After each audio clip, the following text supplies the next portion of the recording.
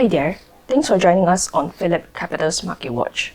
I am Xin Yi, Equities Specialist from Phillip Investor Centre, Northpoint City branch. In this episode, I will be sharing the recent trends in the Singapore Property and REITs Real Estate Investment Trust market that we have observed. Inflation has become the talk of the town ever since the US took quantitative easing measures in response to the pandemic. The high inflation rate has a ripple effect to the US as well as to the Singapore economy in the long run. Asset price inflation is caused by investors parking their money in assets, driving the demand for these assets up, causing a nominal rise in the price of assets. In an inflationary environment, investors are no longer expecting to get a favorable return from savings and thus are more willing to park their money into asset classes that are expected to appreciate faster than inflation. In most parts of Asia, real estate is still a trusted way to build wealth.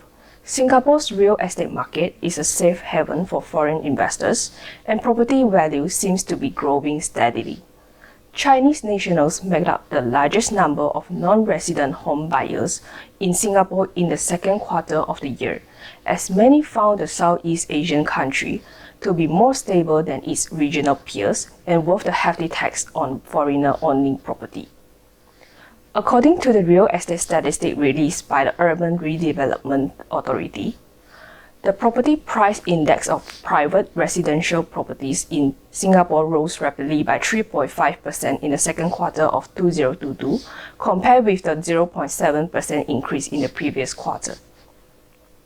The rising price was mainly driven by asset price inflation. The COVID-19 pandemic also resulted in a disruption in the logistics, which further led to the rising cost of building materials. For the rental market, the current price hike in rentals is most likely due to a boost in rental demand, coupled with a supply delay in the provision of new HDB flats and residential developments. While direct investment in real estate properties might not always be achievable, as it requires a large capital, investing in real estate investment trusts (REIT) might be the prime alternative to gaining exposure to the real estate market. You can invest in a REIT without having to own or manage any property yourself. Singapore is one of Asia's largest REITs and property trust market, with an estimated $117 billion market cap. Despite rising rate, the average dividend yield of S-REIT is at 6.3% and continues to outperform the STI and other asset classes. With the recent further easing of COVID-19 safe management measurements, mask wearing has become optional for indoor settings, except for specific situations. Let us take a look at how this influences the retail and hospitality REITs. Retail REITs is expected to get a boost. For example, Fraser Centrepoint Trust, Lendlease Global Commercial REIT, and Starhill Global REIT have seen significant improvement in tenant sales and shopper traffic this year. The leasing activities remain stable in Q2 2022, with more pop-up stores, supermarkets, and F&B operators expanding their presence. However, retailers remain cautious in view of the rising inflation rate, rising input costs, and manpower shortage. Hospitality REITs have been beneficial since the ease of border control and recovery of tourist activities. Singapore's hotel revenue per room, RevPAR, broke the 200 mark, soaring to $203.6 in July 2022, a record high for this year and the best since 2014.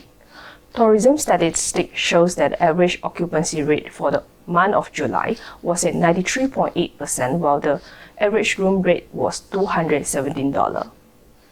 On year-on-date terms, the average occupancy rate was 86.1%, 0.2 percentage point lower year-on-year, while the average room rate was marginally higher at $217.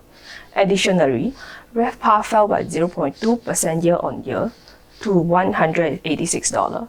Despite a similar or lower level of occupancy, the higher room rate shows that the pricing pressures and low demand, especially from business groups, is the near-term challenge to the hospitality REITs. That's all for PhillipCapital's Market Watch.